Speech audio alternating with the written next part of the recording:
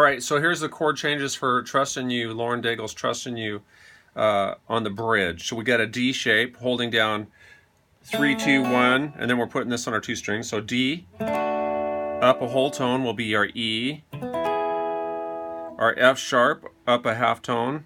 So we're holding down on our 5th fret, 3 strings, and then we're holding down our 3 string on our 6th fret, 3rd string with our 2 finger, and then our 4 finger on our 7th fret on our 2nd string. That's our F sharp minor to our E, which will be on our 3, 5, 7th fret with our 1 finger, our 3 finger on our 3rd string, and our 4th finger on our 2nd string, playing 1 open.